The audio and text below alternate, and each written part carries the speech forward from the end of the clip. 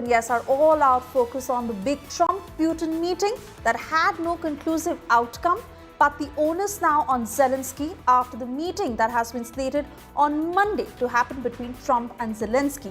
An unusually warm welcome that we witnessed in Alaska for a man behind Europe's bloodiest war in decades.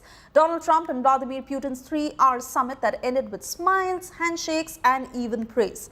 But no peace deal that has been sealed yet, just the promise of another round, this time with Ukraine's President Volodymyr Zelensky in Washington. Is this the beginning of real negotiations or just a grand performance for Trump's Nobel dream? Watch this report.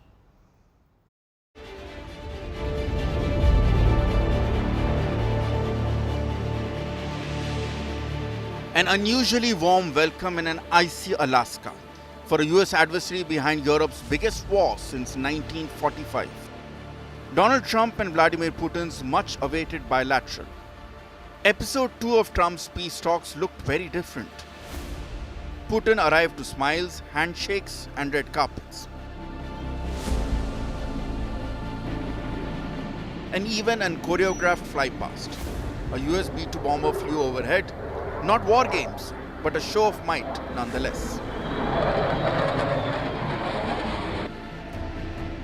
A 3-hour meeting followed while the world waited with bated breath.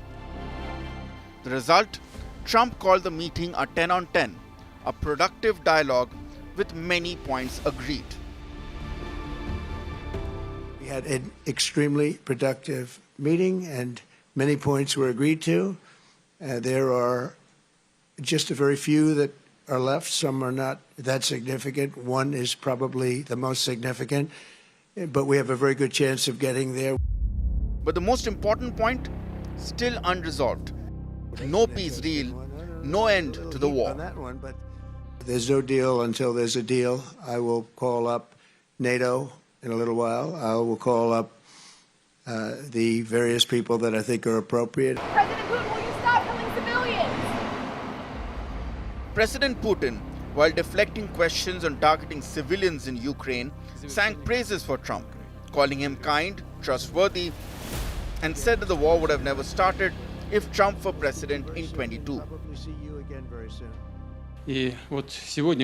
Today we hear President Trump saying that if he were president, there would be no war. I think that would have been the case. I confirm that because President Trump and I have established a strong, practical and trusting relationship. And I have every reason to believe that by moving down this path, we can end the conflict in Ukraine, and the sooner the better.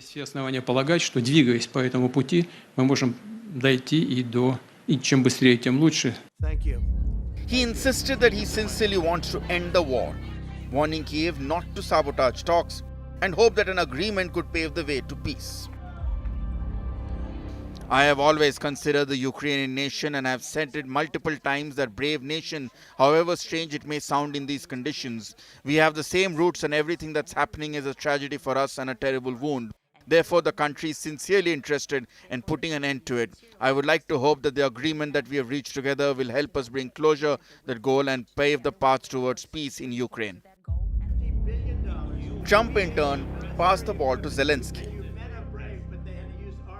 I think are appropriate, and I'll of course call up President Zelensky and tell him about today's meeting. It's ultimately up to them. Trump followed up on his promise within hours, briefing Zelensky and other leaders of the EU. And soon came the big announcement from the Ukrainian president that he will travel to Washington on Monday to discuss the prospect of a peace deal with President Trump. A meeting the world hopes will be a lot more cordial than the last time the two came face to face in the White House in March earlier this year. You're in no position to dictate what we're going to feel. We're going to feel very good. Feel influence. We're going to feel very good and very strong. You will feel influence. You're right now not in a very good position. You've allowed yourself to be in a very bad position, and he happens to be right about it. From the very beginning of the war, you're not in a good position. You don't have the it. cards right now.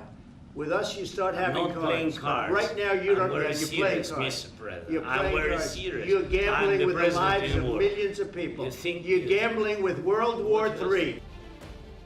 So will these talks finally lead into a real path to ending Europe's longest war in decades? Or is all of this simply theatre, bringing Russia back on the geopolitical stage and Trump closer to his Nobel dream? The world awaits. Bureau Report, India Today.